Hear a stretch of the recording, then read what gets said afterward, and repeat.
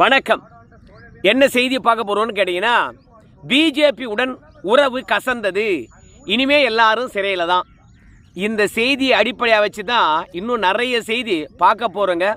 ஆனால் இவற்றையெல்லாம் நீங்கள் ஸ்கிப் பண்ணாத பார்த்தீங்கன்னா இவ்வளோ விஷயம் நடந்திருக்குதா அப்படின்னு வாயை பொழைப்பீங்க.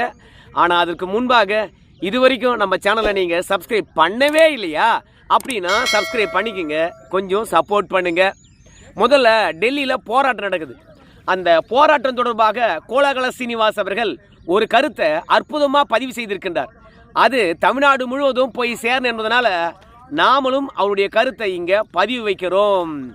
டெல்லியில் நடக்கின்ற போராட்டமானது நீட்டு தேர்வுக்கு எதிரானது கிடையாது. முதல்ல புரிஞ்சுக்கணும், நீட்டு தேர்வுக்கு எதிரானது கிடையாது. அந்த போராட்டம் எதற்கானது? நீட்டு தேர்வில் நடைபெற்ற குளறுபடிகளுக்கு எதிரானது. கொஷின் பேப்பர் லீக் ஆச்சு இல்லையா, அந்த லீக் பண்ணவங்க மீது நடவடிக்கை எடுக்கணும். இவற்றையெல்லாம் தடுக்க தவறிய மத்திய கல்வித்துறை அமைச்சருக்கு எதிரான போராட்டம். இந்த போராட்டத்தை அடிப்படையாக வச்சு நிறைய சமூக விரோதிகள் உள்ள வராங்க. மீண்டும் 370 கொண்டு வரணும்னு போராடுறாங்க. நேபாளத்தில் நடந்த மாதிரியான ஒரு ஆட்சி மாற்றம் இங்கே வேண்டும்னு சொல்கிறாங்க. காஷ்மீரை தனி மாநிலம் ஆக்கணும் என்பதெல்லாம் தாண்டி தனி நாடாக வேண்டும் அப்படின்னு கேட்டுக்கிட்டு இருக்கிறாங்க. அதே மாதிரி தென்னிந்தியா வட இந்தியா என்று பிரிக்கப்பட வேண்டும். நிர்வாக வசதியானது சீர்படலை, நாடு ரெண்டா பிரியணும் அப்படின்னு கேட்டு போராடிக்கிட்டு இருக்கிறாங்க. மூன்றாவது, அல்லாஹு அக்பர் என்று கோஷமிட்டுக்கிட்டு பல இஸ்லாமியர்கள் பார்த்தீங்கன்னா சிஜே பார்ட்டிக்காரங்களுக்கு கூல்ட்ரிங்க்ஸ் கொடுக்கறத நம்மளால் பார்க்க முடியுது. மொத்தத்தில் காருக்கு தீ வைப்பதும், காவல்துறை மீது பெப்பர் ஸ்ப்ரே அடிப்பதும், கல் எறிவதும், என்ன இது அகிம்சையான போராட்டம்? இந்த மாதிரி அகிம்சையான போராட்டமாக காந்தி நடத்தி இங்கிலீஷ்காரங்கிட்ட இருந்து சுதந்திரம் வாங்கினார். அப்போது இந்த போராட்டம் வேற யாரோ ஆர்கனைஸ் பண்ணுறாங்க, திட்டமிட்டு இந்த போராட்டம் உருவாக்கப்பட்டிருக்கிறது. அதை எப்படி புரிஞ்சுக்கலான்னு கேட்டிங்கன்னா, இப்போது பஞ்சாபில் இருந்தும் ஹரியானாவில் இருந்தும் டெல்லி நோக்கி விவசாயிகள் வந்துக்கிட்டு இருக்கிறாங்க. அவங்கள எல்லையிலே தடுத்து நிறுத்திட்டாங்க. அவங்க போராட்டம் அங்கே பண்ணிட்டு இருக்காங்க விவசாயிகள் என்ற போர்வில். ரெண்டாவது, சிஜே பார்ட்டி, இவங்க டெல்லியில் போராட்டம் நடத்திட்டு இருக்காங்க தலைநகரில். மூன்றாவது, பார்லிமெண்ட்டில் காங்கிரஸ் ஆனது அலுவல் நடக்க முடியாத அளவுக்கு போராட்டம் நடத்திக்கிட்டு இருக்காங்க, போர்க்களம் செய்துக்கிட்டு இருக்கிறாங்க. எந்த அளவுக்கு பார்லிமெண்ட்டை முடக்கிறாங்க தெரியுமா? ஏற்கனவே நாடாளுமன்ற உறுப்பினராக இருந்தவங்க உயிரிழந்து விட்டாங்க. அவங்களுக்கு இரங்கல் தீர்மானம் வாசிக்கிறாங்க. இரங்கல் தீர்மானம் வாசிக்கின்ற போது எல்லாரும் அமைதியாக தானே இருக்கணும். ஆனால் இரங்கல் தீர்மானத்தின் போது கூட பார்லிமெண்ட்டுக்குள்ள கோஷம் எழுப்புறாங்க, ரணகலம் ஆக்குறாங்க, குரல் எழுப்புறாங்க, பதாகை வைத்துக்கிட்டு கண்டனத்தை தெரிவிக்கிறாங்க. அப்போது இந்த போராட்டம் எதற்கானது? ஆட்சி மாற்றத்துக்கானது. ஒருத்தன் பஞ்சாப் ஹரியானா எல்லையில் விவசாயிகள் என்ற போர்வையில் போராட்டம் நடத்துவானா, ஒருத்தன் டெல்லிக்குள்ளே புகுந்துக்கிட்டு எல்லாவற்றையும் முடக்குவானா, பெரிய போராட்டம் முன்னெடுப்பானா மாணவர்கள் என்ற போர்வையில். ஒருத்தன் பார்லிமெண்ட்டில் இறங்கின்னு உள்ள போராட்டம் நடத்துவானா, அவன் காங்கிரஸ் கட்சிக்காரனா. அப்போது இந்த 3 போராட்டங்களும் யாரால் உருவாக்கப்பட்டது? மக்கள் ஓட்டு போட்டு ராகுல் காந்தியால் பிரதமர் ஆக முடியாது. அப்போது இளைஞர்களை தூண்டி விட்டு அதன் மூலமாக ஒரு ஆட்சி மாற்றம் ஏற்படுத்த வேண்டும் என்பது தான் இவருடைய திட்டமாக இருக்கிறது. அதனால தான் இந்தியாவில் பெரிய கலவரம் நடப்பது போன்று வெளிநாட்டு ஊடகமானது இந்த செய்திகளை பரப்பிட்டு இருக்குது. அல்ஜசீராலாம் பார்த்தீங்கன்னா இந்தியா முழுவதும் பற்றி எறிவது போலவே செய்தி போட்டிருக்காங்க. இன்னொரு கொடுமையான விஷயம் தெரியுமா? தமிழ்நாட்டு ஊடகங்களை முடக்கினாவே போதும், இந்தியா அமைதியாக இருக்கும். இளைஞர்களுடைய வேலை வாய்ப்பு கனவா போதும், கல்வி சூன்யமாகுதான். எதிர்காலம் என்னவென்றே தெரியாத இளைஞர்கள் தலைநகரில் குவிந்து கொண்டு வராங்க அப்படின்னு சொல்லிட்டு எதற்கான போராட்டம் என்று கூட தெரியாம தங்களுடைய மருத்துவ கல்லூரியை வச்சு கோடி கோடியா பணத்தை குவிக்கணும் என்பதற்காக நீட்டை இத்தனை நாளும் எதிர்த்து கொண்டு இருந்த இந்த ஊடகங்கள் இன்னைக்கு காக்ரோச் ஜனதா பார்ட்டி நடத்துகின்ற போராட்டத்தை ஆதரிக்கிறது, தமிழ்நாட்டில் இருக்கக்கூடிய எல்லா ஊடகங்களும். ஆனால் அந்த போராட்டம் வெறும் கல்விக்கு மட்டும் நடக்குதா? இல்லை. ஆட்சி மாற்றத்துக்கு நடக்குதா? இல்லை. நாட்டை ரெண்டாக்கணும் என்று நடக்குது. ஸோ பொது சொத்துக்களை கொளுத்துறாங்க. இப்படி போராட்டங்கள் வகை திசை திரும்பி கொண்டு இருக்கும் பொழுது திடீர்னு நம்ம அமித்ஷாவும் பாதுகாப்புத்துறை அமைச்சரும் என்ன வேலையை பார்க்குறாங்க பாருங்க. நடந்தே வராங்க பார்லிமெண்ட்டுக்கு. இதன் மூலமாக என்ன தெரிவிக்கிறாங்க? டேய், போராட்டமெல்லாம் ஒன்றும் பிடிங்கிட முடியாது, அவற்றெல்லாம் எப்படி அடக்கணுமோ அப்படி அடக்கும். யாரடா நீங்கள் வந்து மிரட்டி பார்க்குறீங்க அப்படின்னு சொல்கிற மாதிரி தான் கூலாக பார்லிமெண்ட்டுக்கு டெல்லியிலிருந்து நடந்தே வருகின்றார்கள். ஹோம் மினிஸ்டரும் டிஃபென்ஸ் மினிஸ்டரும் என்றைக்கும் நடந்து வந்து பார்த்துருக்கீங்களா? நடந்தே வராங்க. அதனால் இந்தியாவை அச்சுறுத்தி பார்க்கலாம் என்று அந்நிய கைகுலிகள் நினைச்சா இது வேலைக்கு ஆகாது. அதனால் சிஜே போராட்டம் என்பது நாட்டை பிரிவினையாக்கும். அது மட்டும் இல்லை, கோலாகல சீனிவாஸ் அவர்களை பொறுத்த வரைக்கும் நம்ம இந்தியாவில் இந்த மாதிரியான வன்முறையான செயல்கள் எடுபடாது. ஏற்கனவே இந்த மாதிரி வன்முறை செயல்கள்லாம் நிறைய பேர் ஈடுபட்டிருக்காங்க. ஆனால் இந்தியா சுதந்திரமே வந்து அகிம்சை முறையில் தான் பெற்றது. அப்படி இருக்கும்போது வன்முறையால் என்னடா சாதிக்க முடியும்? அதனால் இந்தியா பல்வேறுபட்ட மதங்கள், கலாச்சாரங்கள், பண்பாடுகள், உணவு முறைகள், உடைமுறைகள் இப்படி பல்வேறுபட்ட சூழ்நிலை இருப்பதனால ஏதோ ஒரு 2 மாநிலத்தில் உங்களால் சலசலப்பு ஏற்படுத்த முடியும். ஆனால் நாடு முழுவதும் உங்களால் சலசலப்பு ஏற்படுத்த முடியாதுடா. என்ன நினைக்கிறீங்க நீங்கள்? இது நாடா இல்லை காடா? மக்கள் அமைதியாகவும் வேலையை பார்த்துட்டு இருக்கும்போது சட்டப்பூர்வமாக அணுக வேண்டியதை வன்முறையாக அணுகிறீங்களாடா? என்னடா நியாயம்? பேச்சுவார்த்தைக்கு வந்தீங்க, பேசுனாங்க, போதிய கால அவகாசம் கொடுங்க, நீங்கள் சொன்னதெல்லாம் நிறைவேற்றுவோம் என்று நினைச்சால் இன்னைக்கே செய்து முடிக்க வேண்டும் என்று நிர்பந்திக்கிறீங்க. வெளியில் இருந்து அரசாங்கத்தை நடத்தலான்னு பார்க்குறீங்களா? மக்கள் ஓட்டு போடல, எம்பி ஆகல, அமைச்சராகல, பிரதமராகல. ஆனாலும் இந்த அரசாங்கமானது எப்படி நடக்கணும், யார் சொல்படி நடக்கணும் என்று வெளியில் இருந்து வழிகாட்டுறீங்களா? இல்லை இந்த அரசாங்கத்தை வழி நடத்துறீங்களா? உங்களை வச்சு செய்கிறேன்டா அப்படின்னு சொல்கிறது தான் அமித்ஷா மற்றும் டிஃபென்ஸ் மினிஸ்டருடைய நடந்து வந்த செயல். அந்த செயலை பார்த்தோன்னே எல்லாம் மிரண்டுட்டு இருப்பாங்க. ஆனால் நம்முடைய ராகுல் காந்தியை பொறுத்த வரைக்கும் பிரதமர் வீட்டுக்கு முன்பாக போய் போராட்டம் நடத்தினார். அந்த போராட்டமானது எந்த விதத்திலும் பெருசாக கை கொடுக்கவே இல்லை. ஆம் ஆத்மி பார்ட்டியானது ராகுல் காந்தி போராட்டத்தை எதிர்த்திருக்கிறாங்க. ராகுல் காந்தியை பொறுத்த வரைக்கும் காயமடைந்தவங்களை போய் சந்திச்சார்.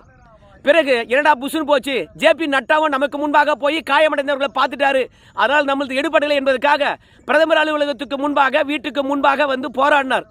பிறகு கோஷம் எழுப்புவது, பேட்டி அளிப்பது, இதெல்லாம் சம்பிரதாயங்கள் செஞ்சிருப்பார் ராகுல் காந்தி. பிறகு கலைந்து போப்பா. ஏன்னா இளைஞர்களை பொறுத்த வரைக்கும் தப்பான முடிவு எடுத்துட்டாங்கன்னா, ஏற்கனவே காவல்துறை மீது பெப்பர் ஸ்ப்ரே அடிக்கிறான், கல்லால் அடிக்கிறான், காரை கொளுத்துறான், காவல்துறை கொளுத்துறான். மாணவர்கள் 60 பேர் காயமடைந்திருக்கின்றார்களாம். ஆனால் காவல்துறையினர் 100க்கும் மேற்பட்டவர்கள் காயமடைந்திருக்கின்றார்கள். இந்த செயல் எங்கிருந்து வருது? வன்முறை எப்படி கையில் எடுத்தாங்க? அமைதியான முறையில் போராடுறேன்னு சொல்லிவிட்டு இவ்வளோ வன்முறை எங்கிருந்து வந்தது? பொது சொத்துக்கள் எப்படி சேதமடையலாம்? இதெல்லாம் வந்து பார்த்தீங்கன்னா ராகுல் காந்திக்கு காவல்துறை எடுத்து சொல்கிறாங்க. ஆனால் காவல்துறை பொறுத்த வரைக்கும் குண்டுகட்டாக நம்முடைய பிரியங்கா காந்தி ராகுல் காந்தியை கைது பண்ணி ஒரு 3 மணி நேரம் உள்ளே வச்சுருந்து வெளியே விட்டாங்க. அதுக்கப்புறம் வீடியோ வெளியே விடுறாரு. இளைஞருடைய சக்தியை இவங்கெல்லாம் குறைத்து மதிப்பிடுகின்றார்கள். இளைஞர்களுக்கு மதிப்பு கிடையாது. இந்தியாவில் வந்து பார்த்தீங்கன்னா கல்வி ஆர்எஸ்எஸ் கிட்ட போயிடுச்சு. இப்படி என்னென்ன விதமாக வந்து ரீல் விட முடியுமோ அந்த அளவுக்கு ரீலை விட்டு மீண்டும் இளைஞர் வந்து போராட்டத்தில் ஈடுபட வேண்டும். அதன் மூலமாக ஆட்சி மாற்றம் வர வேண்டும். நாம் பிரதமர் ஆகிடலாம். இடைக்கால பிரதமராக ராகுல் காந்தி நியமிக்கணும் என்று அந்த மாணவர்கள் கோரிக்கை வைப்பாங்க. அந்த மாதிரி கோரிக்கை தானே வந்து நேபாளம், அப்புறம் பங்களாதேஷ், அப்புறம் வந்து ஸ்ரீலங்காலாம் நடந்தது. அந்த மாதிரி நம்மளை பிரதமர் ஆகிடுவாங்க, ஓட்டு போட்டு எவனும் நம்ம வந்து பிரதமர் ஆக முடியாது அப்படின்னு நினச்சி இந்த மாதிரி வன்முறையெல்லாம் ஆதரிக்கிறாரு. இதனால் திட்டமிட்டு டெல்லிக்கு வெளியில் ஒரு போராட்டம், டெல்லிக்கு உள்ள போராட்டம், நாடாளுமன்றத்துக்குள்ள ஒரு போராட்டம். இந்த போராட்டம் காங்கிரஸ் ஆனது கண்டிப்பாக ஆர்கனைஸ் பண்ணிச்சு.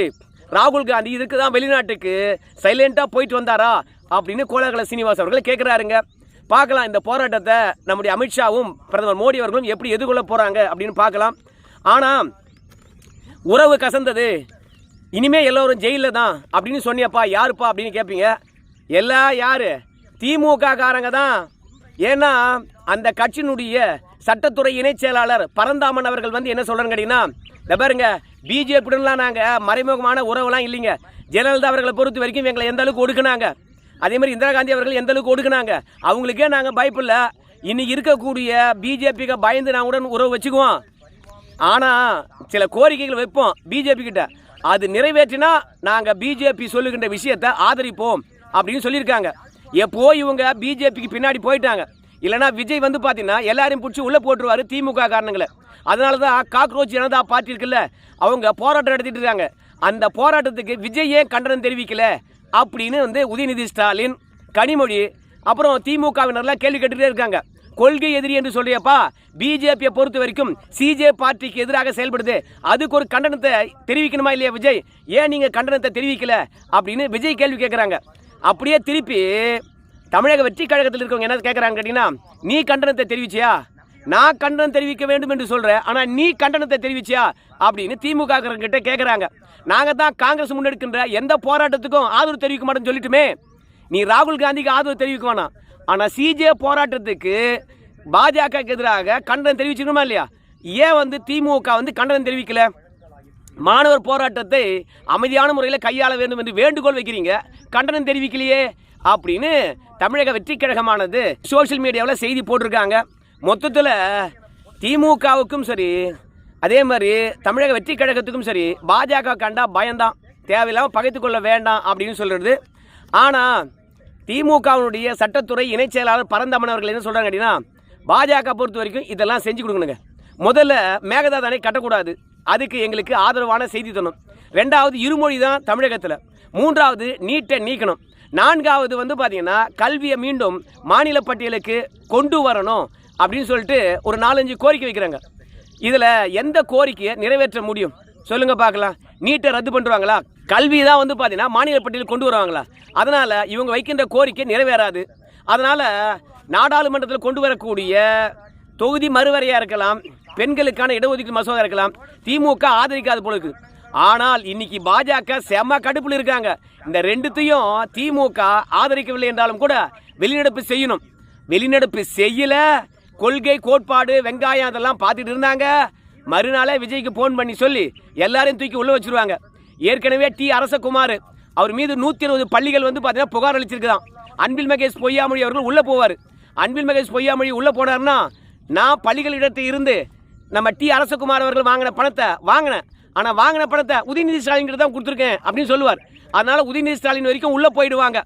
அதனால் திமுக இருக்கக்கூடிய முக்கிய புள்ளிகள் பல பேரை இன்னைக்கு ஐயோயோ யார் காப்பாற்றுவாங்க அப்படின்னு தலைமறைவாக இருக்காங்க.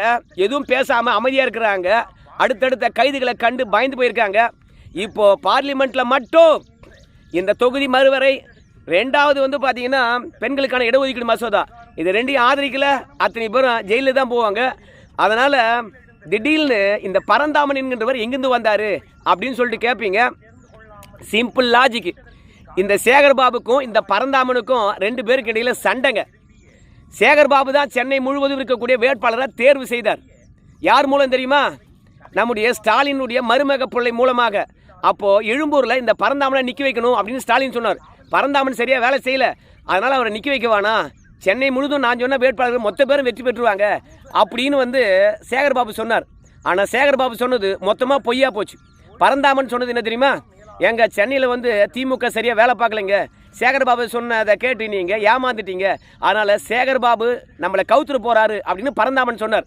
உடனடியாக திமுக பொறுத்த வரைக்கும் ஐயோ அப்படியா, சேகர்பாபு நம்மளை கவுத்துட்டாரா அப்படின்னு தேர்தலுக்கு முன்பாக ஆச்சரியப்பட்டாலும் தேர்தல் ரிசல்ட்டு பரந்தாமன் அவர்கள் என்ன சொன்னாரோ அதுதான் நிஜமாச்சு. அதனால் சேகர்பாபு தூக்கி குப்பையில் போட்டுட்டு இந்த பரந்தாமனை தான் இப்போலாம் பார்த்தீங்கன்னா திமுக முன்னிறுத்துகிறது. பரந்தாமன் அவர்களை முன்னிறுத்துவதுக்கு இன்னொரு காரணமும் இருக்குது. என்னன்னு கேட்டிங்கன்னா, அவர் பட்டியலினத்தை சார்ந்தவர். இப்போ தமிழக வெற்றி கழகமானது பட்டியலினத்தவருடைய வாக்கை கவர் பண்ணிடுச்சு. அதனால் பரந்தாமன் அவர்களை முன்னிறுத்துகின்ற பொழுது மீண்டும் பட்டியலினத்தவர் வாக்கு வரும்.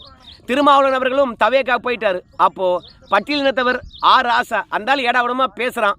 இப்போ ஆர் ராசாவுக்கே கெச்சு போட்டாங்க, கண்ணாப்பண்ணான்னு முதலமைச்சர் விமர்சனம் பண்ணதுனால. அதனால் எல்லாருமே வாய் திறக்க மறுக்கின்றார்கள். புதுசாக இப்போ பரந்தாமனை களத்தில் இறக்கியிருக்காங்க.